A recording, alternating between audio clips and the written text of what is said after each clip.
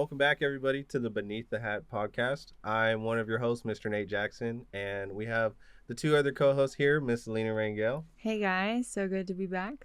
and we also have newly added to the logo. If you guys saw that, we got the hat boss himself, Mr. Emilio Rangel, I'm right across from me. I'm still the occasional co-host. All right, I'm not permanent, but thank you guys. I love my bobblehead.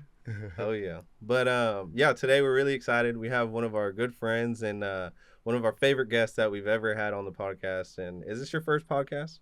Uh, no, but this is my first one like this. Yeah. Like I mean, sitting here, you know, We got it going on with the it's video. like and legit, everything. man. Right? Yeah, It's legit. Thank y'all for having me for Yeah, sure. for we sure, definitely man. stepped it up a time or two. I know there's been past comments where they're like, "Can't hear nothing," so this is way up there. But yeah, without further ado, we got Mr. Ora Brown in the house with us today Thank y'all. Thank you. from Oklahoma. So thank you for making time to be down here, man. We really appreciate it. Appreciate y'all for having me, man. I'm blessed to be here. I've followed y'all for a long time. You know, Yeah. I love y'all's the store, the way y'all shape hats, the way y'all do business. I just love y'all style all the way around. Always Thank have. you. Yeah, I It's know. like, so, We pleasure to be here. like I said, whenever you first gave us a follow, I was pretty early on with the store, and I was like, man, this is cool. We were fans of yours even then. So I appreciate it. and then to see you on TV and going on to the big screen and all that stuff, which we'll talk about plenty, I'm sure. But it's pretty cool. I appreciate Pretty cool it, to man. make you a friend. You know. Thank you. Man. Thank you for man. coming. Thank y'all. Thank y'all for having me. Of For real. course, buddy. For real. Well, I guess let's just start off. Like, Yeah. where do you? I mean, you're from Oklahoma and everything. You told us before you have a big, kind of legacy and history with the cowboy world and everything like that. So just explain to us a little bit about your background, how you got into it, things like that. Okay. I'm from Pawhuska, Oklahoma, little bitty town up in northeastern Oklahoma, Osage County. For most people that don't know or do know, Pioneer Woman. That's kind of how I tell everybody. They're like, "Oh, I've seen her," like everybody's seen Pioneer Woman. So I kind of tell people, give them my idea. But we call it God's country up there. Yearling country. Grass is pretty, trees here and there, but it's just rolling hills. Like it's cowboy country for sure. Big ranches, nice people. Just good down to earth people. But I was raised in Pawhuska until I was about 6. My father, he was born in 1912. He was an old cowboy from Sedan, Kansas, which is just north of Pawhuska, right over the Kansas line. And so he was 72 when I was born. My mom was 42. And she said she met him back in the day. She met him at a bar. She said he was probably, I don't know, I think she said he was like 55 or something like that. And she said, I could have swore he was like 30, 35, something like that. So I guess they got together, and my sister's actually 10 years older than I am, so they had another child before me. So he was 62 when he had her, and he passed away when I was 6 from cancer. And so, growing up, my mother was a pastor, my grandmother was a pastor, and so they kind of raised me. My aunt, they all kind of just raised me. So I was raised in a house full of women, and so it was me and my older sister, Dana, and my mother had 3 previous children from her first marriage. And so unfortunate events happened, and so my mother had to adopt my nieces and nephews. And so there was 5 of those children. And so I instantly got brothers and sisters, right after my father passed. And it was great. They lived right close anyway, so it wasn't like, we always played together. But, I always wanted to be a cowboy. Even after my dad passed away, we'd have old cowboys, kind of peek in and check on us after he passed, and there was always one in particular that always used to come by, and he's still to this day a good buddy of mine, and he always used to tell me, he's like, Ora, he's like, you got big boots to fill. He's like, your dad was a hand, because I never had any stories. All my aunts and uncles had passed away almost by the time I was like 10. So anybody that was remotely in that Western cowboy world. So that's what I did, man. My mom didn't want me to be a cowboy. She was like, oh, all they do is, all the things, and, seeing in Westerns and all those kind of things. But I was determined, man. Like, that's all I wanted to do. I just wanted to, I wanted to rope wild stuff and, chase stuff out through Lake Chagee and through all the saguaro cactus and, just chasing stuff and just ranching, cowboying, just being a cowpuncher. That was it. And I'd look at all the books and read all the books from the library, because we grew up super religious with my mother being the pastor. She wouldn't let us leave the house without being starched or, ironed at least, and things like that. And so we didn't watch TV. We didn't do a lot of things like that. So we read a lot of books. And so I pretty much lived at the library with like Western books like Elmer Kelton, Louis L'Amour, all those documentary books. I met a gentleman the other night, John Langmore. His father wrote a big picture book that I used to look at underneath the covers, man, with the flashlight at night, called The Cowboy. It was about, he went and documented wagons or big ranches back in the day, back in the 80s, I believe it was. And like up in Montana, Wyoming, Oregon area. It was a cool book. So growing up, that's all I ever wanted to be. Nobody had to push me to do it or nothing like that. So I learned how to train horses that way. I learned how to rope. I'd go take books from the library and just pay the fine, just pay the book off and just keep the book, And so that's how I learned to train my first horse, through one of those old How to Train a Horse books you get from the library, So cool. I'd jump over my little panels and I'd do what the book said and I'd jump back out, and that night I'd read it again, and that's how I learned, man. That's how I learned. I think we forget because we're so used to YouTube, it's like everybody jumps on there, but prior to that, I mean, it was books. Books, that's all you had, man. Yeah. Magazines, book, like Western Horseman, like oh man, like lived for them all. Like I remember cutting pictures out of Western Horseman, pinning them on my wall, taking books down to the library to like copy like pages out of them because they were like Joe Beeler like sketches and stuff like that, that I'd put on my wall when I was a kid, and just idolize being out in like Arizona or New Mexico out there, like chasing Mavies and stuff, man. Like that was always my dream, which was really something I always wanted to do growing up. So you had a little bit of that, and kind of started with kind of pursuing what you wanted to be. At what point? I know. I guess we know that you served in the military. Yes, sir. At what point did you kind of have to pause the cowboy lifestyle for a little bit? Well, so when I was like 15, 16, I kind of knew I wanted to go to the Army, or the military at least at that point. I wanted to be a Marine first. And so there were pictures of like my uncles and stuff in my grandmother's house from my mom's side of like in their uniforms and stuff. And, I grew up in that, early 90s, 80s, and so it was like Rambo and like all that kind of stuff. It was like dude stuff, like, so it was like that was the thing to do. It was like, oh man, I wanted to be Rambo. I wanted to go do all that cool stuff, that you saw those guys doing. And I was like, oh man, I want to be one of those guys or do something like that, and just be a warrior, and I think part of it now as being older, I think that that ties into other things. But yeah, that was about 15 or 16 was whenever I kind of decided that I wanted to join the military. And I got married when I was 18. I got engaged when I was 17. And to a girl I'd been dating since, I don't know, we'd probably been 15 years old probably. So we got married. I graduated high school. A week later got married, and a week later went off to basic training. Wow. And then I didn't see her again till like the following year. So wow. You can kind of understand how that went. But yeah, great woman. Still to this day, we're still best friends. We're really good friends at this time. And got 2 boys out of it, 20-year-old, 19-year-old. One's security forces in the Air Force, and the other one, he works at UPS and, delivers packages and stuff. So very happy and fortunate for the life, how it still turned out. Like, yes, still to this day, we're still pretty good friends. So, I hear all the stories of like, your ex-wives and all that stuff. It's like, yes, not all country songs turn out like that. So. Right. Right. But yeah, but I knew then once I wanted to be in the military, that I'd have to put that on hold because my cousin was a Marine and I wanted to be a Marine, and he's kind of like my father figure after my dad died. And so I was like, I'm gonna be a Marine, and he was like, don't be a Marine. He's like, go do something else. So I joined the Army. I knew I wanted to join the Army and maybe be like, I was always real into like health and like body fitness, medicine, stuff like that.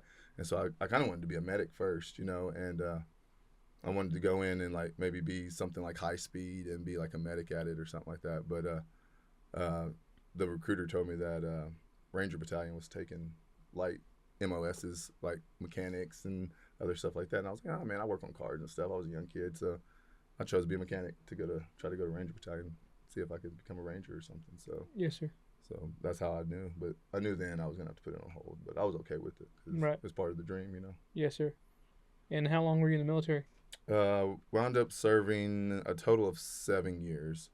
I think they counted the DEP program a year or two, so really 6. But I was stationed in Fort Bragg at the 82nd for 3.5 of those years, and then I re-enlisted in '06, and I went to 1st Armored Division down in El Paso, and I was a mechanic down there, and I did the last 1.5, 2 years down there, and then I got out and went back to punching cows. There you go.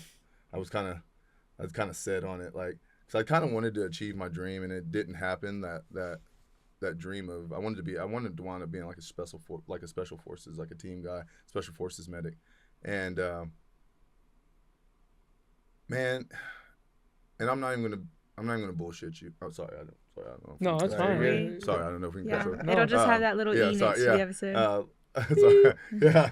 Like I don't want to sugarcoat nothing. Like, I got there and I was probably like 17 days in to the Q course of the selection phase of it, the first phase of it, and I remember it sucked. I remember it sucked, and I hadn't told my wife I was going to do it. I told her I went to the field, and so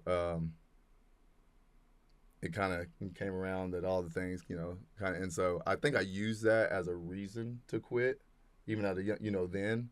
Now that I'm older, like, for years I was like, oh man, it was oh man, she did this, or she said this and it made me do it. And as you get older, you kind of quit, like I said, you kind of quit bullshitting yourself, and you're like, man, maybe that wasn't the direction I thought I really wanted to go.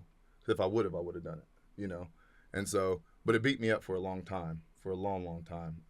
Almost went back in, when am I 40 now? Almost went back in like 4 years ago. Wow. Almost went back in to try to be a team.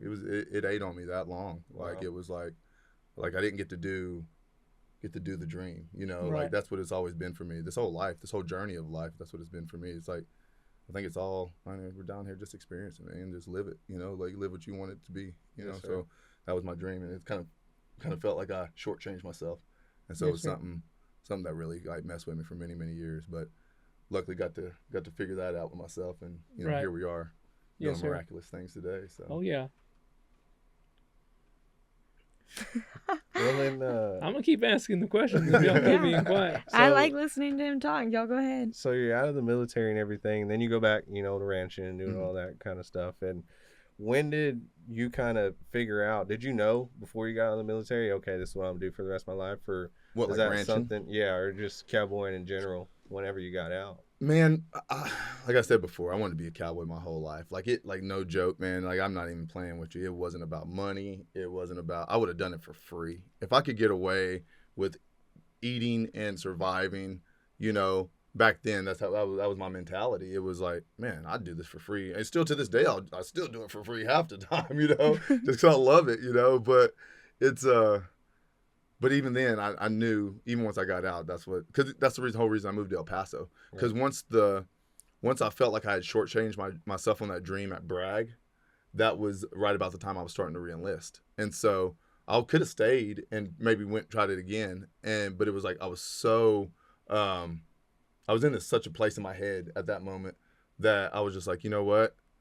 I was like, I really just want to ranch. Because I'd already started kind of cowboying over there in North Carolina, there were some guys, some small scale producers over there that we'd help them go work calves and stuff on the weekends and stuff, and so I was already starting to get the itch for it. And I'd met a buddy in the Army that me and him had been like, because we used to get on bulls in the Army, like on the weekends and Yes, stuff. sir. We'd go get on bulls, we weren't supposed to, but we'd go, and as long as you didn't get hurt, and we'd travel around. I got on. I'm not saying I was any kind of bull rider. I'm 6'4", so as anybody knows, bull riders are not tall. So I attempted and got on. It was just a way to kind of fit in with the guys and hang out. So, Right. and I like doing stupid stuff. So, so I did that for a long time, and I met a buddy in there that became one of my really, really good best friends, Jake Shackelford. And I remember we met, and he was talking about, he was like, man, when I get out of here, man, he's like, I'm going to go west and start punching on some of them big outfits. And I was like, who are you? Like, holy crap. Like, all everybody talks about is rodeo this, rodeo that, and all I wanted to do was be a ranch cowboy, Yeah. I didn't care nothing about rodeo, I was like, man, I didn't have no money to give them anyway. So I was like, I'll just stay at the ranch and rope for free, Yes, sir. know? So, but yeah, man, me and him, he got out before I did. And then I shot over to El Paso and re-enlisted, and I started working on a ranch on the weekends over there. And they had told me they were looking for like a camp guy. And so I called my buddy and I was like, hey man, I think they're looking for a camp guy. And we were green, dude. Like, I mean, green. Like, and he was like, I'm down. Let's do it. Let's do it. And so he came out there and he worked there, and I'd go in there on the weekends. And how it happened was, as I was transitioning out of the military, to answer your question, how that went was, as I was like as a E4 then, because I was just, I don't know, at that time I wasn't super motivated. You know, I was trying to figure out my life still. And I'm sitting there, and as I'm figuring this out, I'm driving for the sergeant major, right? And he's all into Western stuff. Him and his wife, they go out country swing dancing on the weekends, you know, got the cool matching shirts with the lighting, you know, you know, it is the old school status, you know. And so we'd go, and one day I was like, hey, Sergeant Major, you want to come out to the ranch and like work calves? And he was like, you mean like cowboy stuff? And you know, he was from Philadelphia, so it was like, you know, blew his mind. So he came out, and it was a good time, man. We showed him how to work cows and do stuff like that. That's pretty neat.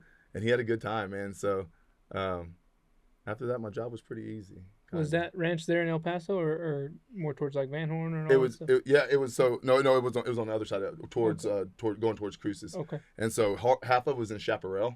Okay. And so half of it was in Chaparral, New Mexico, and half of it was in like right there on that. So half of the ranch was cut in half right there, Right. and it was right there on the Franklin Mountains as you were, you know, you go over the mountain, head toward, get on 10 to go to Cruces or whatever. So it was going towards Chaparral that way, up 54, I guess it would be going up 54. We all pretty close to Mexico.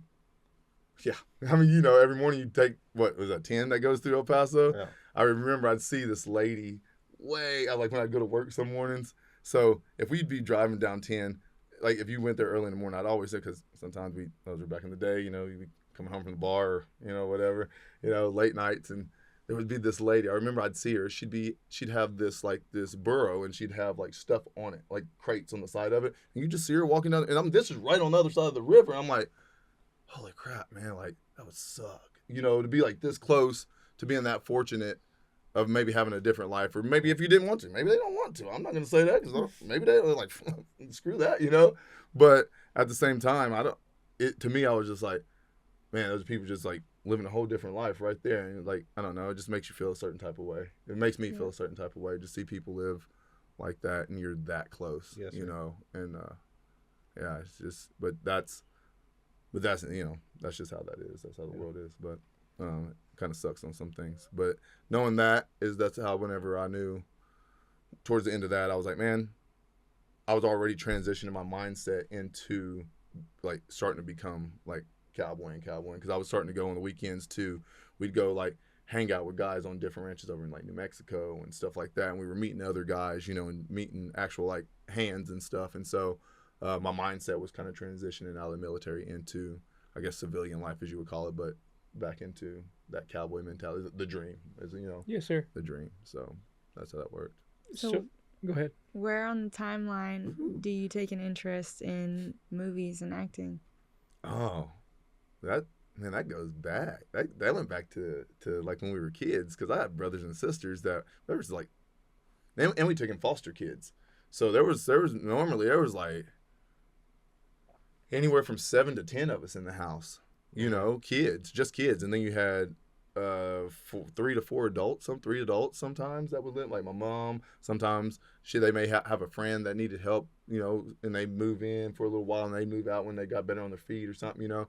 But my mom was always good about, you know, taking people in and stuff when they needed help, or, you know, being like that. So but yeah, there was always so many kids, but we were always playing, like, man, I was big into superheroes. I'm a superhero comic book dude. Like, I am that guy. Like, I'm a DC guy through and through, you know. I like all Marvel and DC, but, you know, so when we were kids, me and my brothers would pretend that we were all these different characters, and we had this chicken coop where we drug this old mattress that we'd found and we put it underneath the chicken coop. It was like a little shed, and there was a tree that you could climb up to get on top of it, and we'd go up there and we'd fight like we were like dudes, like mutants or something. And my brother would be like Magneto or something, and he'd like push me off and I'd fall backwards off the chicken coop onto the mattress, you know. And man, we had to be 11, 12. I remember I mean, I don't know, kids nowadays, kids don't climb trees no more, but like, we used to climb trees, and we were in the woods all the time. You know, it was just, we were always pretending to be something. And I think through that, it was always, because I remember when I joined the Army, I wanted to be a model. And I remember, because I've always been into clothes, because my mom, like I said, she made us always like dress really nice, and I was always kind of been into clothing and stuff like that. And so whenever I joined the military, I remember we had just got released on our first like weekend trip. They let you go after so many weeks of being in like AIT, your job, where you learn your job. And so we got to go have a weekend off, and we went to the mall. Everybody's like buying new kicks and, you know, clothes and everything, you know, all the things. And so we go, and there was this lady that was offering like a casting agency, you know, and I'm like, oh, I want to be a model, you know. And so I went up and I was like trying to sign up, and she's like, well, you're gonna have to travel if you get jobs. And I'm like, man, I'm in the military. I can't like do all that. I didn't know any difference. I was, you know, kid from Pulaski, Oklahoma. I didn't know the difference. So I didn't know I probably couldn't figure it out. And then she was like, well, she's like, well, never mind then. So it always kind of just bugged me, you know, not bugged me, but was in the back of my head. Like, man, that'd be kind of cool to do some stuff, you know? Yeah. I mean, who hasn't want to do some kind of something like that? I mean, it's kind of, I think it's maybe not everybody, but I think the majority of most people kind of wanted to have some kind of notoriety like that. That's kind of cool. It's like, oh, that's cool. I was on TV, or, yes, sir. You know? Yeah. So it was always, to me, it was part of the big boots to fill. That's what it was for me. Yes, sir. So, well, tell us a little bit about some of the projects that you've been involved with in front of the camera, man. You've been on a lot of stuff. Man, well, I started.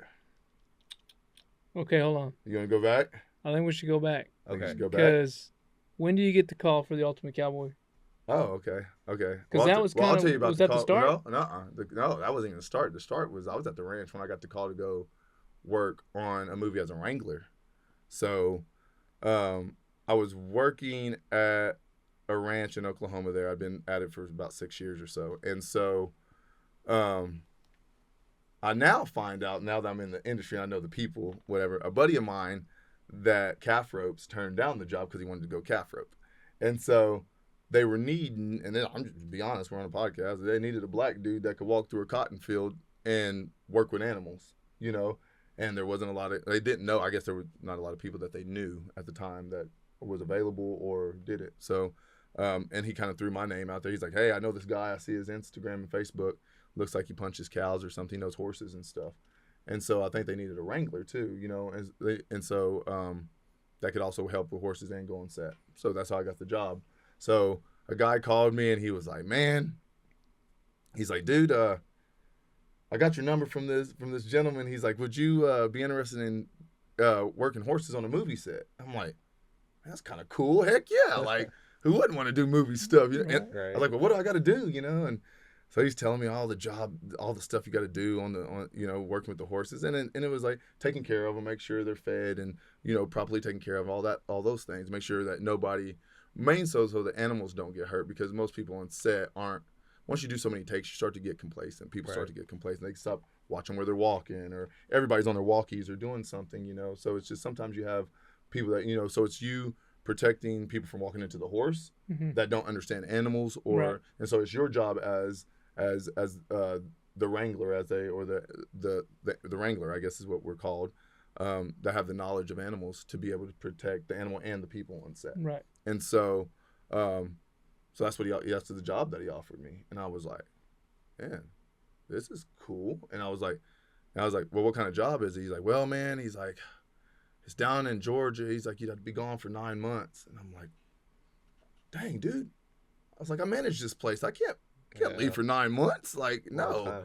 Like, no, you know, and, you know, so, you know, we all know how that goes. You know, here's a new adventure too, because the thing was, and this is where it was so weird, because right before that, not that there was anything wrong with the ranch, because I love, even to this day, I love the ranch. If I didn't move, I'd probably still work there. Yes, sir. You know, but I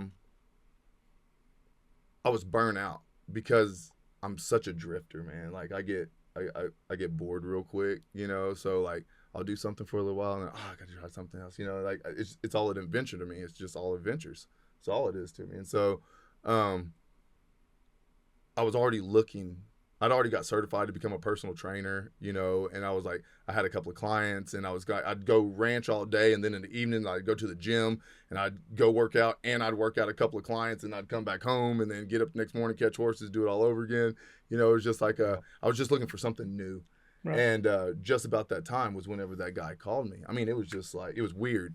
And I was like, and my wife's a therapist, and so we talk a lot about mental and, you know, spiritual stuff and stuff like that. And so she's like, well, you said you wanted something, so, you know, here it is. You know, you asked for it, it's right in front of you. And I was like, well, shoot, I guess I'll take it. And so I quit my job and went to Georgia for 9 months, and that's how I got into the movie industry. Like, because the guy didn't want to take the job because he wanted to go rope. Like. And what year was that? That's that was 19. 19. I was 19. I believe that was 19. Yes, sir. And then so I went and did that show, Underground Railroad, and it was on Amazon Prime. It was a pretty good show too. And then went from there, and while I was on there, I met the stunt coordinator, and this dude holds a deep spot for me because he gave me my first shot, you know, as a stunt guy, you know. And so we were sitting there on set, and his name's Keith Willard. He's an ex-Navy SEAL, and I'd always try to chat with him about military stuff because I've always been interested in those team guys, sure. Like I said, because that was my dream, you know. So I'm like, oh, this is the dude, like, you know. And so I'm sitting there talking to him, and he's spitting wisdom at me like Yoda and stuff, you know. And so I'm like, I'm just soaking it all up, you know. And I'd ride by him, and I'd be like, hey, man, you ever need a black dude that rides horses? I got you, you know. And I'd come trotting by with a string of horse, you know, with a horse or two coming to set or something, or I'd be leading something, you know, and I'd mess with him like I'd just kind of be in his face, you know. And I hoped it worked, you know. And I guess I don't know if it worked or he just needed me. And so, but he was like, hey, man. He's like, what are you doing after this? And I was like, man, I guess I'm going back to Oklahoma to punch cows. I guess, you know, like, you know, I wasn't mad at it, but it was kind of a cool run, you know, cool adventure. And he's like, can you come fall off horses for me? They're making a black Western out in New Mexico. And I was like, oh, shoot. Like, heck yeah. I was like, man, I've been falling off horses my whole life. You gonna pay me to do it? Like, shoot, yeah, I'm all about it. Sign me up, homie. So I'm sitting there, and I left that show, went home for 4 days, and turned right back around and went out to New Mexico to start filming The Harder They Fall, to start doing my first stunt gig. Netflix. Yeah, it's a big deal. It's a big one. Yeah, and so went and started doing that, and COVID hit. We were there for a week, and COVID hit and sent everybody home. Wow. Like, and we were like, oh, shoot. So, you know, when you're ranching, you're away from people. Everybody's still ranching. We're just ranching back where we're at, so we didn't care. So we just kept cowboying, making, you know, doing what we did. You know, be cautious enough to, you know, we live so far away from everybody, or nobody would just whatever. But so all that kind of happened, and I remember I was home. I can't remember how long I'd been home, but a buddy of mine had told me about a show. He was like, hey, man, you ever seen that Ultimate Cowboy Showdown? And I was like, nah, man. I was like, I just hadn't. I just, yeah. I don't watch stuff. And he was like, man, you should sign up for it.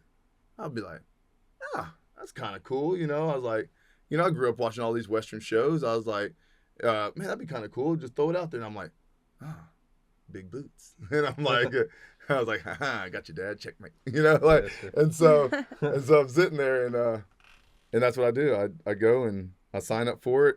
I signed up online. He sent me the link, and I signed up online. Man, it was like 10 minutes. Bam, they called me. I'm still sitting in like my hotel room. I hadn't even made it home yet. I was still sitting in my hotel room, and I was sitting there. I was like, oh shoot, okay.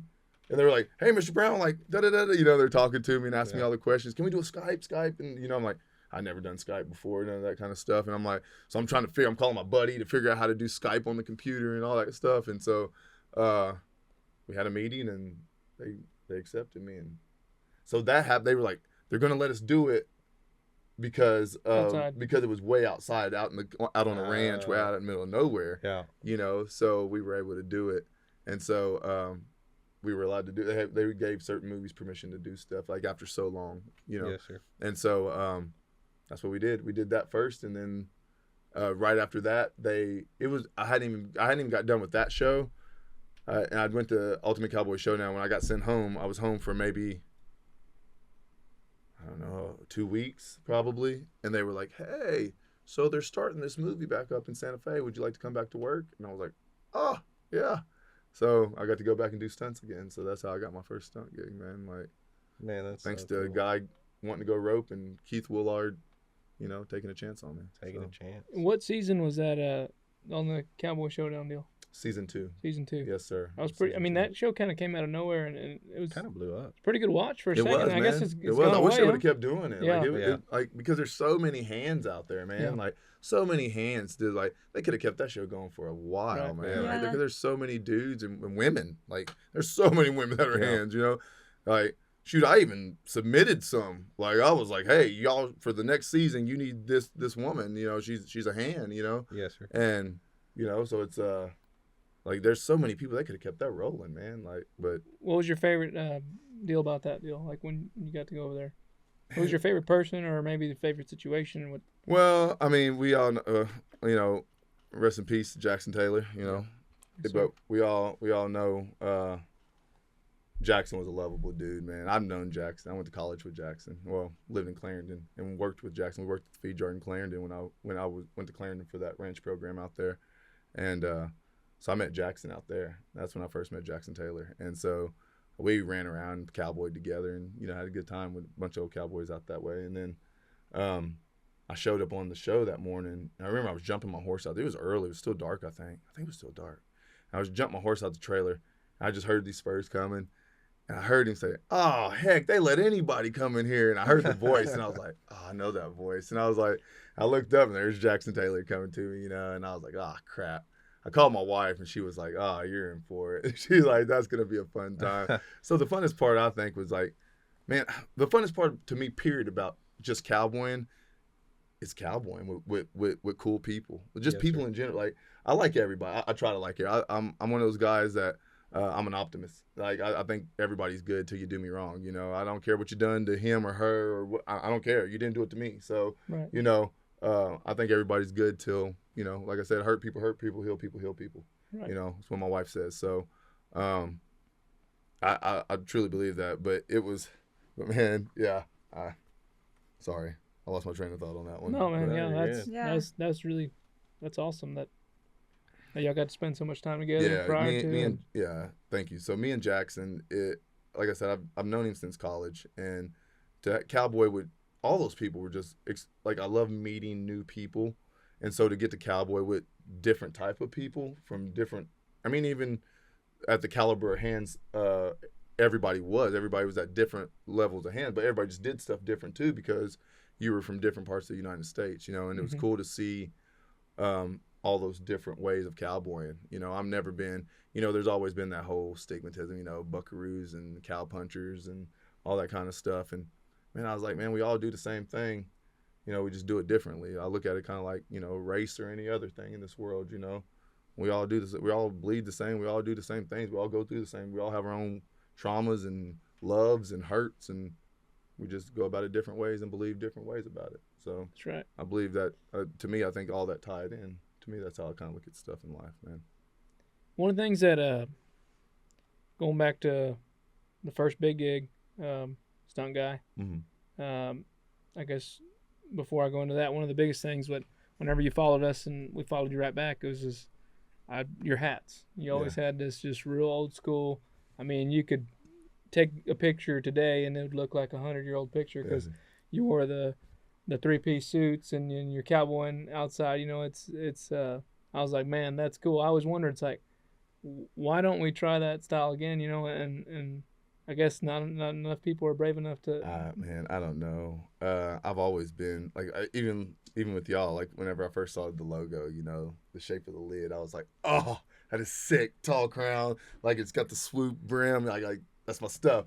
And so I'm like looking through y'all's pictures, I'm looking at the hats, the way they're shaped. I'm like, oh, they're like, these are my people, you know. I was like, they're shaping lids legit, like you know, that's the way I liked it. And so I've always been maybe it's because of my dad. Maybe I don't know, but I've always been like a turn of the century guy, like between the 1900s and like 1930s. You know, like Will James era. You know, that real cars starting to come around, but those guys were still cow punchers back then. You know, and still trotting to town. You know, when cars are still coming in, but you still see dudes trotting to town. You know, like I always thought that was really cool. You know, and so whenever I saw y'all's logo and all that stuff, I'm like, oh, these dudes are like. They got it. Like everybody's always like, you know, it's typical stuff that you see. But Right.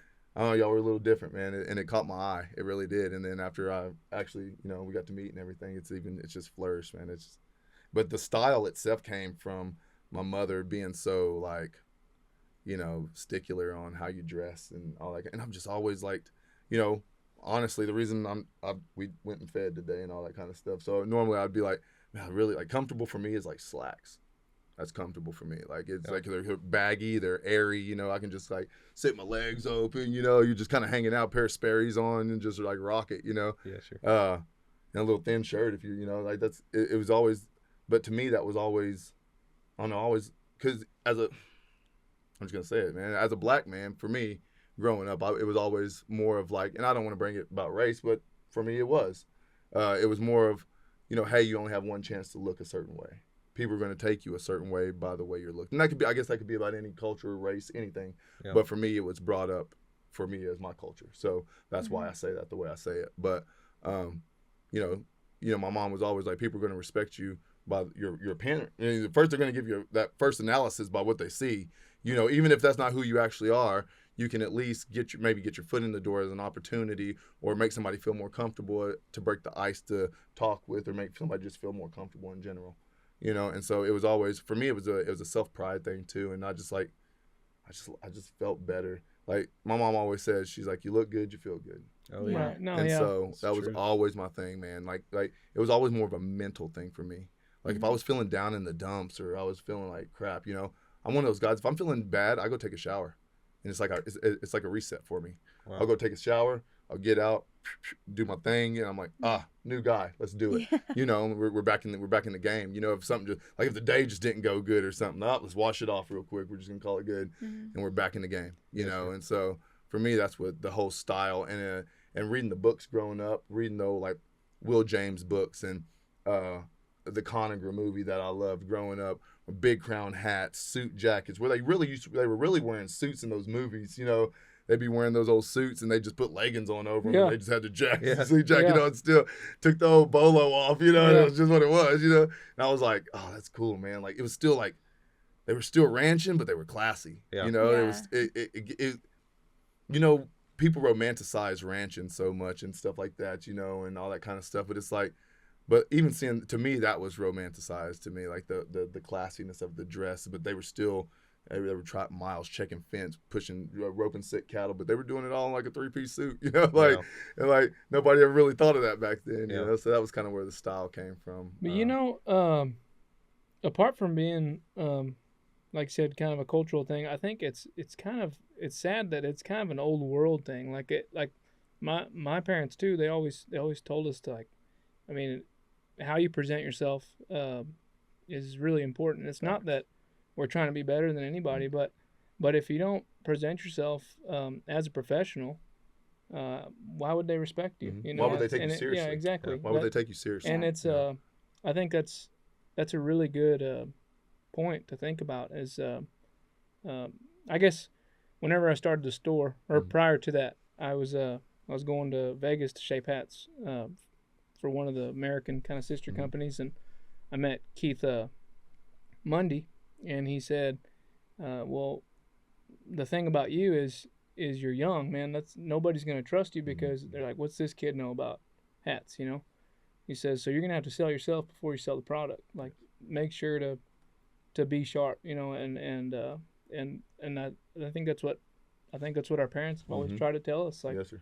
Yeah. We got to sell ourselves before we sell anything else. And I think too, like, your parents and my parents, I bet a lot of times for them, they had to be like that because that's how they got ahead in the world, right. And that's how they were respected as the people that they were and stuff. So they just passed that along. Hey, this is how you get respected. You respect people, you show up, you respect yourself.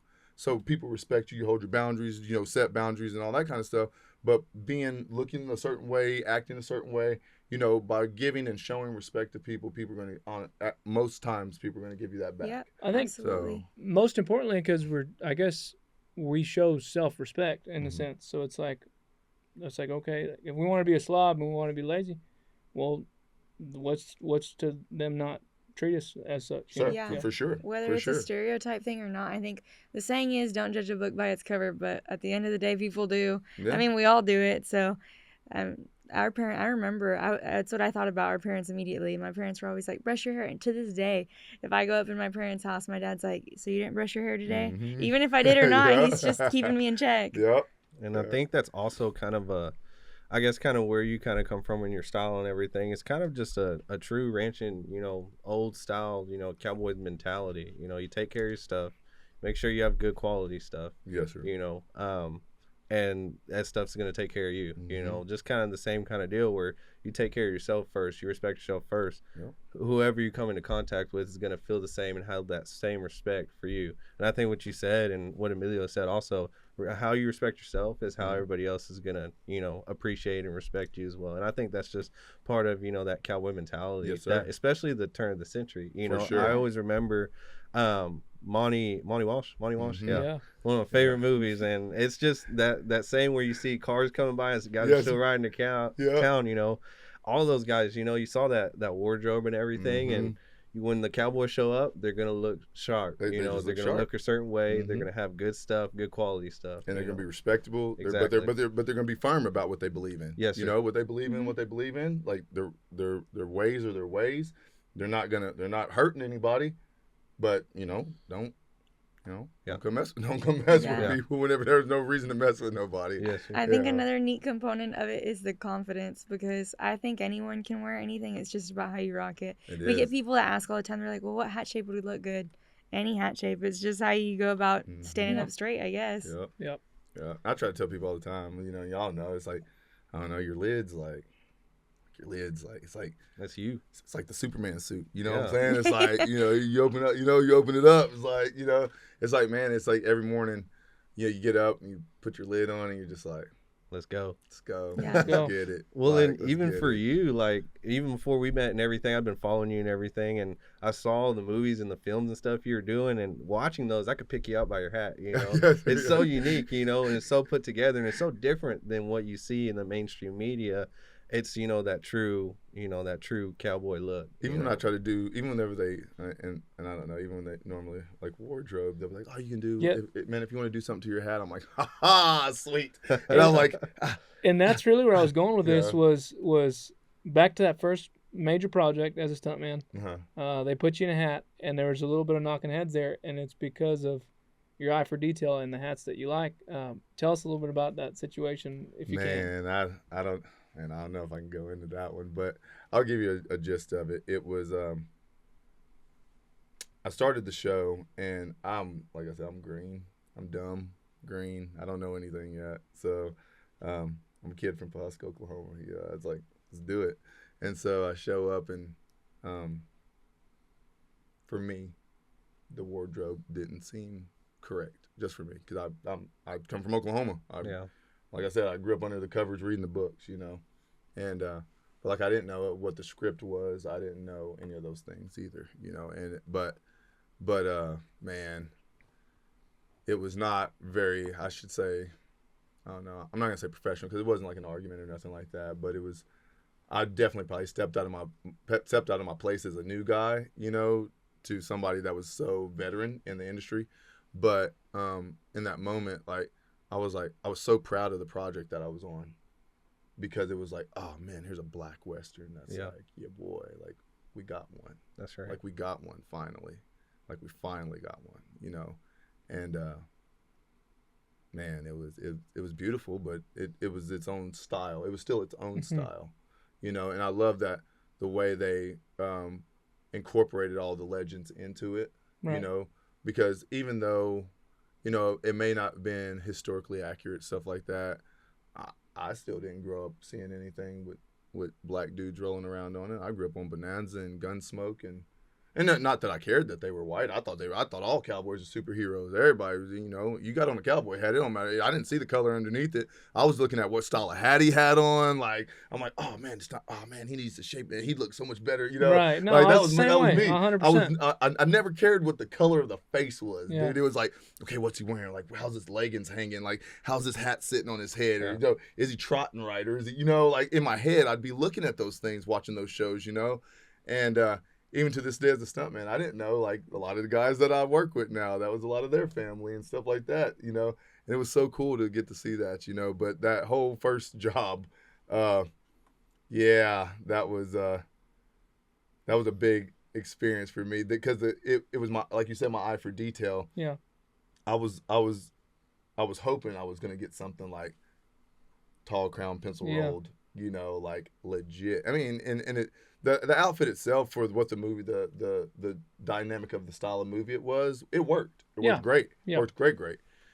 But in my mind, when I got there, I'm thinking, man, it's gonna be like John Wayne Cowboys, like we're like creeping across here, like, doing stuff, so but it was a big eye opening. It opened my eyes, and it also taught me a lot about film. Yeah. Like the way we look at film, the way film is made, and the way films are done, and the way how it, whenever they create films, the way it is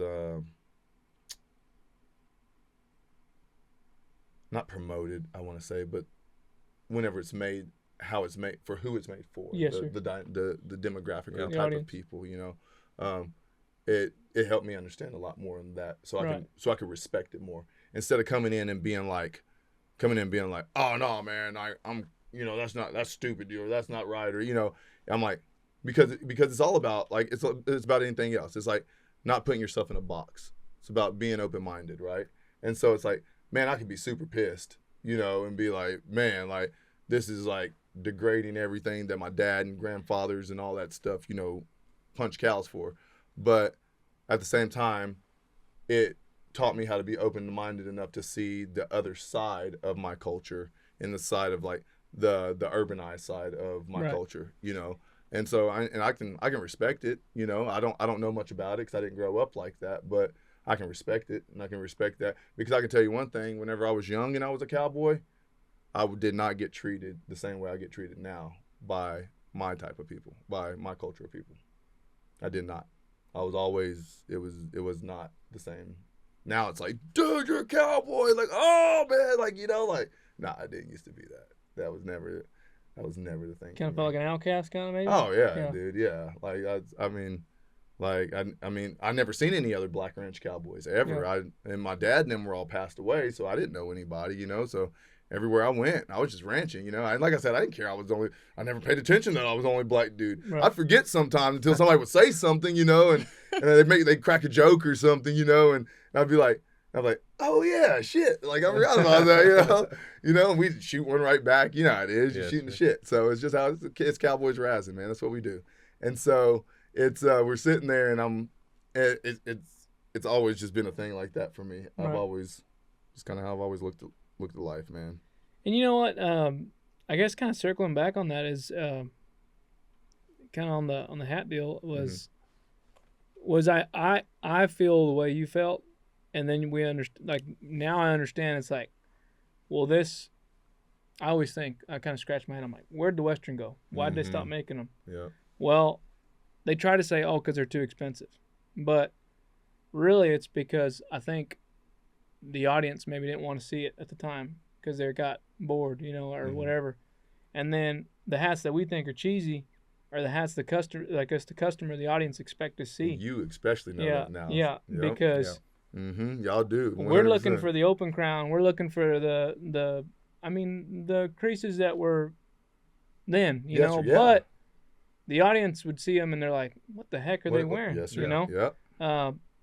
Like, let's say Horizon, that last project you're on, but one of the big, that first look at Kevin Costner's hat, it kind of, I kind of scratched my head. I was like, man, that looked like they took a 1980s hat and just kind of tried to pop it out. And I didn't understand, like yes, it was to the time, but at the same time it wasn't. And I was like, but it works. Like It I think works. it's I think it has some of those features, you And know. it'll still give the people that same feeling. Yeah. You know, that connection to the show, Yeah. that connection to the West, that connection to all that. Yeah. So, like, these people are geniuses. Like, they're not doing this shit because they just learned how to do it, you know, like, and like y'all, you know, like you said, like, you're like, man, I want to build hats for, you know, and then you're like, shit, I got to build this hat for, you know, to look like this because, oh, Joe Snuffy wants it like that, Yeah. you know, and, you know, but it teaches you to be more open-minded, one, towards people and cultures, but then just people in general as individuals, because everybody's their own individual, man. So it's like learning to, like I said, going back to like respecting other people, learning to that helps you, I believe. For me, it did, to see other people's opinions and learn to respect other people as who they are as that individual and their craft or their vision in the idea. So in the end, everybody wins. So I mean, because you can fight it all you want. All you're doing is sitting there and building up your own anxiety and being mad and, you know, frustrated and all that. And they don't give a shit, you know, or sorry, they don't give a care, you know. Yeah. They don't care one bit. They're going to go and wear their hat where they want to, you know, like. I think nowadays too, I mean, everything that's sold to the public in a sense is somehow marketing. So those hats that we say weren't period correct, Mhm. well, they're marketable and they can sell them now. They're Yeah. accessible now. Yes, So sir.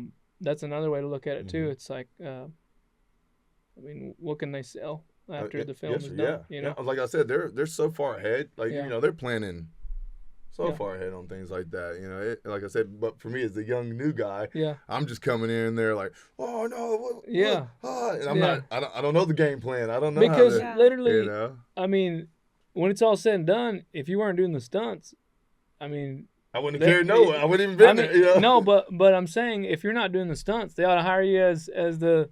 At least, Oh. I mean, like like you a know, consultant type. yeah, deal? I mean, you know, like a little bit. You know, I always thought that would be the coolest job because Man, I actually thought. I thought about it. I mean, I don't know. Like I said, I haven't been in the industry long enough. For one, I don't think I got it. I don't know enough people like that. But I don't know. I mean, that would be. I mentioned it to my wife before. Right. You know, I was like, man, that'd be kind of cool to be a consultant for some Western stuff like that. You know. not to really- take anybody's job or whatever, No, I mean, but no, just there's to bring plenty some of- there's authenticity. You know, plenty bring plenty some of authenticity because consultants. though Hollywood might think, oh, the viewer doesn't care. Uh-huh. I mean, the people that are remotely close to that lifestyle, I mean, I think they care. You know, I And think they do, but if you watch, so it's something my son said to me one day. So it was like me talking about like social media and stuff, and like being like, oh man, like I should put myself out there on social media, but half the time I don't think about it. I'm just riding horses and stuff, you know. But he's like, and also part of it was like, oh man, I don't want to like look stupid or like most people think, you know, or something like that, you know. But my son was like, Dad, you worry about a demographic of people that are like this big compared to the rest of the whole world. You know, he's like, and so when I thought about that though, I thought about like the movie stuff. I was like, I'm sitting here mad because they're not making it for X, Y, and Z, but they're making it for a whole Yeah. whole for the whole whole population. It's not just for agricultural people. Right. It's for, you know, because agricultural people, they're going to go to bed in the evening half the time. Some of them are because we work. We get up and we go punch cows all day. By the end of the day, we're tired, you know. Now that we got streaming, it's different. You can record stuff, save it, go back, watch it, you know, whenever you want. So it's nicer that way. But before, you know how it was. Like, everybody went to bed. Like I don't know about y'all's time. Y'all are younger, but in my time, everybody went to bed. Like, you know, shoot, me and my wife were in bed by like 9, Yes, you know, put the kid to bed at 8. We're right behind him. You know, it's like, so it's, to me, it was figuring out that it wasn't like, hey, get out of your little circle, Ora. Like, hey, it's bigger than you. It's bigger than that. Makes sense. It's for everybody. It's not just And- for cowboys or agricultural folks or whatever. The shows were for everybody. And if we think about it, I mean, in the end, regardless if there's anything wrong or not, Mhm. it's highlighting that world. For you sure. know? So Yep. like whenever Killers of the Flower Moon came out, Mm-hmm. I didn't only just go watch it in theaters. I bought it as soon as it came out because I thought I'm putting in my 2 cents Yes, so sir. they can do it again. Yeah. You know, they can make another one. That's good Same thing stuff. with Horizon. That's You know, awesome. it's like if I That's can buy my awesome. movie ticket Mhm. and I can buy that DVD, maybe they'll think twice about making another one. Because I mean, I don't know. I love that though, man. No, Mhm. that shows great support for that. Like that for to even just your little part in it. Yeah. Like, Well, Yeah. you know, Yeah. like I said, that's the way I look at it. And even, I guess, to the extent of our small critiques, we were talking about it the other day.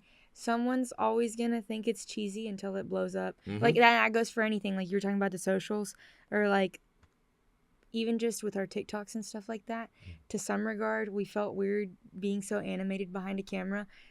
Our, like, people close to us that know maybe, oh, like, it's a little exaggerated, but for camera, they might think, oh, it's a little cheesy. But it's cheesy until it does good. And Yeah. that's with anything. Yeah. Even with the movies. Like, it's, like you said, for the Mhm. masses. It's for the masses. Mhm. Yeah. Anybody who tries to knock Yellowstone, they could say all they want, like they could take away from it, but at the end of the day, man, did that not help the industry Man, 1,000, Yeah. like telling times you. 1,000? Like, there's so many people that have that didn't even know it. I even think it sparked more even towards like even for me as like black cowboys, because I think it brought people's attention just to cowboys Yeah. in general. So then even like my culture of folks were like starting to get into Western stuff, and then they're starting Yeah. so now they're starting to get interested in like, oh, well, shoot, there was black cowboys too, or there was in Native American cowboys, or all the different things like that. Mhm. All these different cultures of that were just different. So I think it brought awareness to just a whole bunch of the cowboy world in general. Well, Well,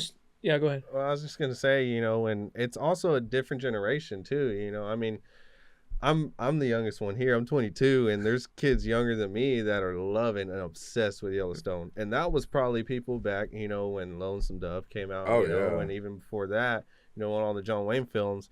And I think it's good to at least keep the masses interested throughout the generations, Mhm. because that's where that stuff is gonna get lost. Yep. It's from our generation to the next one. Yes, sir. And I think still, like y'all said, having that authenticity is gonna help, keep it alive, and keeping it alive in the minds of people who aren't doing it every day. Yes, Because sir. the people who are doing it every day, there's always gonna be cows to be caught, horses to sure. be trained, things like that. But the people who just see it at night, before they go to sleep or whatever, having something for the next generation and even the generation after that is gonna help kind of keep that a thing, Mhm. To keep it going. in the public eye. Yes, sir. Yep. Yeah. Mhm. And thrives a demand in like every industry. Yeah. Think of the trucks, think of the hats that we sold, Mhm. think of the boots, The clothing, everything, the like, clothing. everything, like Um, everything, the cups and that are made, every- Yeah. all the kind of stuff. Like It seemed like there for a little bit, every commercial had a cowboy hat in it Mhm. because the cowboy's cool again. yep, Cowboys So cool again. I love it. And Me too. we're gonna hopefully just keep praying that it continues. So Mhm. Hope so. I hope everybody kind of sees it. I mean, because it's been such a, there's the agricultural community alone. Like with you see kids now, not kids, but younger folks nowadays. There's folks that are like, they see you get like an ear of corn, and they're like, thought that came in a can. Like there was literally a kid in the, like in the store. I thought that came in a can. I'm like, oh my gosh! But like you're saying, keeping stuff alive, so people at least Yeah. know. Yeah. you Yeah. know, like though I don't know what the world's coming to, but Yeah. but like you said, to keep people at least educated about, because that's what cowboys and producers do. Cattle producers, agricultural producers. Period. They feed the world, feed America, feed the world. So Yeah, Mhm. sure. I mean, man, like if that kind of goes by the wayside, then I mean, I think we're all kind of screwed. Yeah. Because Mhm. I think there's too many people in New York to kind of grow their own gardens. Yeah. You know what I'm saying? Like, And not only Yeah. keep it alive, but keep it cool. I mean, like, heck, you just coming out with the big old crown, big brim, trotting out. That's something you hadn't seen in 100 years, but it's cool, and it's something that's out there to be seen by people in this 21st century, So I think just not only keeping it alive, but, staying authentic is what's going to keep it Mhm. cool, Talking about cool and authentic, I asked you to bring something that resembled you or Oh. knickknacks or so on. Tell us about your clothing line or Ori Yeah. cowboy clothes. Yeah, so Ori Cowboy Clothing, man, it was like a childhood dream. Like I said before, my mom was always into like looking nice, and I was into clothes and stuff like that. And as I grew up, it was always kind of in my head. It was more about was in my, I don't know, 20s, I guess, late 20s probably. Like I would go to these nice events or things like that. And like I said, I'm real picky. You're picking about hats and stuff like that. I'm picky about that stuff. So we'd be going places, and like I'd always see like when we go places, people's wives would be like gorgeous, like dressed, and women always come stunting like all the time. Like especially when you go to some nice event, and then dudes will come like so you have those like group of dudes that show up that are like just like fresh to death type stuff, and then you got the other dudes that are like, man, went to Goodwill, got the suit jacket, it's like oversized, the shirt's too big, the jeans are like way too baggy, it's like you just don't look put together, I mean, not that I'm saying you're dressed nicer than what you normally do, but it's still something, to me it was. And so Ori was more of it was a thing for me that I had an idea. I was like, man, eventually I'd like to start this company where I made stuff that maybe people just thought was cool. And I started off ball caps, t-shirts, stuff like that. We're getting more into shirts type stuff, stuff, things like that. And so the dream is slowly to evolve into like a full-blown, like maybe just clothing type for cowboys. Lifestyle brand. Lifestyle brand, yes. Yeah. So like shirts, jeans for cowboys, and like me, I like slacks. So there may be some slacks in there too. So, like it's heck yeah, something like that. Like I love, and for all you cowboys that don't know, slacks in the summertime are the way to go. Like go to Goodwill, get you a couple of pairs of them for like $10 and go, I mean, it's kind of slick the first couple of days in the saddle, but you get used to it and it's like, heck yeah. It's like gravy, dude. Yeah. Well, the logo is really cool too. I mean, it's you just trotting out. Yeah, sure. Yeah. So the logo came from, it was a picture that I had taken. I was just loping a horse through the pasture and I was just had my rope and, it was just a profile site. I was like, oh man, kind of cool. I was like, it looked classy. I was like, it was something simple, classy, and it wasn't, but it was still kind of resembled me. And I was like, oh man, you can kind of see the tall crown. I was like, the way I'm riding, you can kind of tell it's like a cowboy type guy, and so I was like, man, maybe that'd be something. I just wanted it small, simple, and classy. That's the way I wanted to keep it. So, the logo on the black hat on the front, where it's just the Ori horse. That's the official logo of the company. It's just me loping on the horse with my rope dropped. And the name Ori came from my father. And so it was my name also. And I have my oldest boy. His name's Trey, or the third, but we call him Trey. And so my dad's name is Ora Brown also. But the Cowboys back in Pawhuska, their country accent, they called him Ori Brown. And so when I was growing up, they were like, oh, you're Ori Brown's kid. Oh, you're Ori Brown's son. Oh, yes, sir, I'm Ori Brown's kid. So when I started thinking about the name of the company, I was like, I'm going to call it Ori. I was like, because that was kind of, it was everything. Most of my life has been based off my dad, the cowboy inside part of it. So I was like, oh, just another tribute to that. So that's kind of where the name came from. Mm-hmm. It's my name, my son's name, my dad's name. That's awesome. It looks a lot like the picture you're in a book. Oh, yes, sir. The big black and white book. Yeah, the American Cowboy. Yeah, I love those. Those pictures are awesome. Anook, she did really, really well in that book. Like, growing up, as we talked about before, John Langmore, and I said the books. I used to read I used to read the Cowboy book, and then it was Texas Cowboys. Had Bubba Smith on the front with the white shirt and the black felt. It was all dirty and stuff. I was like, oh, West Texas, all this stuff. It was in my brain. That was where.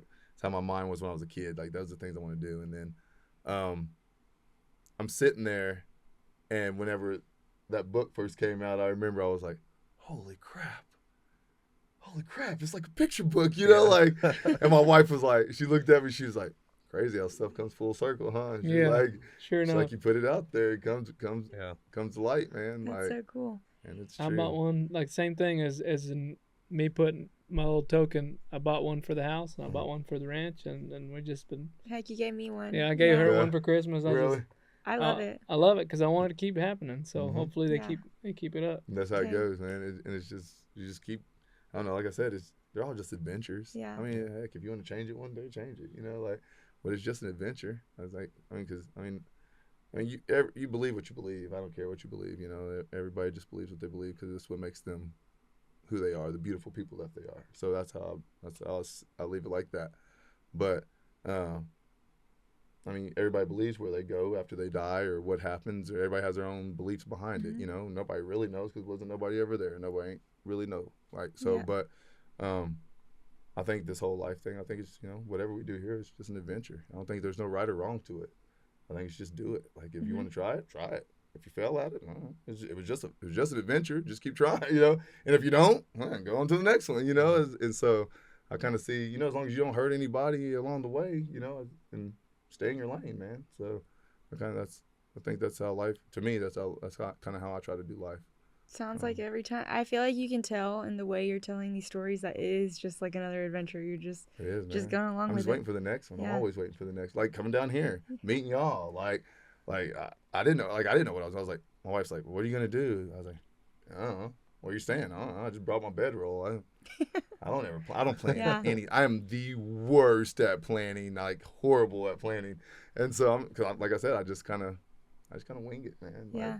I've always been like that, and like I always tell myself, like if you believe it, it's truth to you, right? So it's like I always tell myself, you see it on my Instagram posts, be blessed, or I always tell people be blessed, because for me, I always feel like I'm blessed. I feel like we're all blessed all the time, I think you have to be in the right mindset to see the blessings, and when you're not in that mindset, when you're in that woe is me, or things aren't going right today, or you're in that mindset, that negative mindset of that, and you miss the blessings.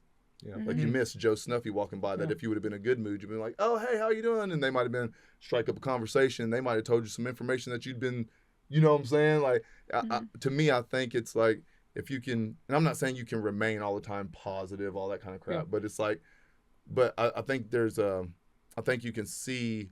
I always see everything as like blessings and lessons, and so it's like, as long as you kind of stay in that mindset, I think you're always being brought blessings, and so you just kind of, or a lesson, but it's still in a way a blessing because, not to do it next time, and there's a better way probably to do it. So 100%. that's kind of how I kind of try to view it, keep myself sane, I guess. Yeah. Like, Typically, at some point in our podcast, we like to throw in rapid fire questions. Sure. My question for you is, let's say there's a gallery or a museum exhibit on Ora Brown. What are the 3 accessories that you want to make sure that go in it? Ooh, people know me by? Yeah, 3 things that you have that need to be there. You already know. Actually, I think, so I'm going to tell y'all this. I don't know. I think, so a buddy of mine in Pulaski, he owns too, the Ben Johnson Museum. And he put up a pair of old leggings and my jean jacket that I wore to Arizona, like when I went to the wagons, out in the wagon in Arizona and punched out there, and like it was all like nasty, dirty. And I put like jean pockets on the elbows to patch up the elbows, and I wore the jacket for years, and he asked me for things to put on like the mannequin there, so I gave him. I have a silver belly that's like this hat, and so I gave him that hat. I gave him my first pair of leggings that I ever built, and my jean jacket. So those would probably be sweet. Okay. For me, of me. Yeah. If it was something super super personal, I don't know if I would ever do it, but something that's super personal too is my dad's tie. It was one of the only real things I kind of got from my dad after my mom passed, in his saddle. Yes. But I don't know if I'd ever put those in a museum though. Yeah. So, but those are probably the most closest sentimental things to me. Speaking of Ben Johnson, what's it? I mean, do you see to us, we kind of see y'all paralleling a little bit. It's like going from a working cowboy to now the big screen of Hollywood. It's like, do you feel a little bit of that or no? Man, I'm not gonna lie and say I haven't thought about it. And, people back home say it, and it's like, hey man, and I was like, but to me, man, I don't ever really look at it like that. I was like, I feel like I'm still just a cow puncher from Oklahoma. Like I'm just trying to have a good time. Like really, like I don't really. There's no real like, oh man, I'm gonna like do this, and this. It's like I kind of have an idea of the way I want to kind of go in the career or the life, but I'm like, yeah, we'll just see what kind of blessings get thrown at us, And if I want to take that action towards something, I take the action towards it, but then I just kind of sit back and wait to see, It was like this podcast, like how long we've been trying to do this for a while now, you know, and it was like, so my thing was I had talked to Click because I was trying to get him to come down and maybe look at doing a project, right? And so, and then he sits here and call. Did you talk to him? His truck broke down when he went to go shoot some of San Antonio. I'm not sure how long he was there for, but I go pick him up, and on the way back, of course, I'm like talking his ear off, and at some point he's like, "Oh yeah, Ora Brown just texted me." And I'm like, "Ora Brown just texted you?" And he's like, "Yeah, he's supposed to come down." I'm like, "He's supposed to come down? What day?" And he's like, "Oh, you're already trying to do business." I'm like, "Do you care if I text a voice?" Immediately, I don't even know if I let him respond. I'm like Oh, texting yeah, I Nate and get this Emilio. text. He's coming down this week. What Let's did schedule what it. did you get him? but that's what I'm talking like that. Like, you know, like things just flow. Like, you know, like my wife says, she's like, let it flow. Like, quit trying to force it, man. Just let it flow. When you force it, you mess things up a lot of times, you know? Like, if it's supposed to happen, it happens, you know? Like, and if it doesn't, it just wasn't meant to be for you. You know, you can sit and dwell on it for a little bit, you know, feel it with yourself, process whatever you got to do. But, man, in the end, you ain't going to change nothing. So, you know, if it was meant for you, it's going to be meant for you. If it's not, it's not, you know? I can beat myself up a million times for not trying a little bit harder to become a SOCOM guy or whatever, you know? But, you know, if it was meant for me, I would have did it. You know, I can go through my whole life dwelling on that, or I can sit back and enjoy the journey and keep having adventures, you know? Yeah. So, Heck, to me, I feel like you've made it pretty big, and I can only imagine there's so much more to go. Have you had an "I made it" moment? Like, I don't know. I'm sure. man, you know something funny, and it has nothing to do with any of the, I guess movie stuff kind of helped because you know the finances part of it, but so I grew up in a house on 2.5 acres, and it was like a little sandstone 2-story home, 2-car garage, had a little shed and some other things on it, you know. And so we had chickens. I bought my first horse there, you know, it was like Mustang from the BLM, you know, it was like all these things, you know. So it takes me back to that. And I remember me and my wife bought our house, and it's just old 1980s house, nothing, you know, new or nothing, but it's a old sandstone 2-story home on 3 acres, has a little shed, and it's like I was sitting there and like I'd always been like this, you know, I'm bedrolling it, dude, you know, like, or you know, or camp housing it, you know. I never had nothing really, you know. So now when we purchased this home, I was like, holy smokes, I made it. And that's what made me feel like I made it. It wasn't like, oh man, I'm like successful or this or that. Like, cause I mean, I don't even feel that yet. You know, I'm just still rolling along, hanging out, man. Like, I'm just playing. But that moment, whenever that life kind of paralleled one of the happiest parts of my childhood, I think made me feel like, oh man, I made it. Like I said, I didn't need a whole bunch out of life. I just kind of wanted a little something, just go play cowboy, be the best cowboy I could be. That's really what I wanted to do, man. Yes, sir. I just wanted to be the best cowboy I could be. Like, Oh yeah. Well, I think Sorry. a lot of us kind of have heroes, and I mean, for most of us, it's our dad, right? And just like you, it sounds like it was your dad, and you're always inspired by a little bit of everything, as far as like from the movies you saw, like let's say Conager, and then Rambo and all them guys, military. I mean, those are heroes to many, you know, and it seems like a lot of us just get one chance to try to pursue in one of those characters, right? mm-hmm. It's pretty neat that you've gotten to kind of dabble with a little bit of everything. So I'm blessed, man. we're fans of yours, man. I So appreciate y'all, keep man. posting I'm and keep us posted. And Thank you so much. It's been a blessing for sure. Like, it's been fun. where can we find you? Man, you can find me on Instagram, Facebook, I guess Snapchat. Sometimes I add people, sometimes I don't. I'm not really big on probably Instagram and Facebook though.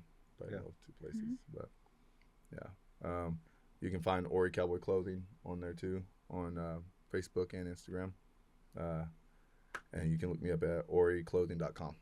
So check it out. Beautiful stuff on there. Hope you like it. There's a lot of stuff, especially like do cool shit every day. You know, it's one of my big slogans. Like, I just like to just live the dream, man. Yeah. Just try to live it. As we wrap up, do you have some rapid fires for him? Favorite Western? Dadgummit, man. I want to say Conager because of the hat and all the attire and just the way he was in that, Sam was in that movie. But man, I'm a good old boys fan, dude. Yeah. Oh, that's a good one. That's a Tommy cool Lee, it's one. the turn of the century. Dude, Tommy Lee Jones is one of my I heroes. quote that movie. Most of my quotes in my life come from that movie. You know, so I love when they're tripping steers, and you can tell it's Tommy. Yeah, Like, there's no stuntman there. Like, My buddy's sitting there. It's so funny. We were sitting there the other day, and I have a big bay horse named Ricky Bobby. And so I'm sitting there, and we were about to go leave to go gather some cows. And I was like, Biscuit, I'm tired of this cowology. I quoted the whole little first part of the movie, you know. And my buddy looks up, and he's like, good old boys. And I was like, yes, sir. Like, it's one of those good old classic movies, man, that, you know, it kind of gets lost by the wayside. And you don't hear a lot of people don't never heard of it. A lot of people haven't. I'm surprised that you had heard of it. No, man, I got the book. I love that. Yeah. And I just listened to it last week, actually. I'm really hoping that they Blu-ray that because it needs to be. Well, they have it on DVD. Yeah, I got it on DVD, do? but I hope they Blu-ray like kind of yes, sir. Yeah. enhance it. Redo it, kind of. But oh yeah, no. I guess a little closing.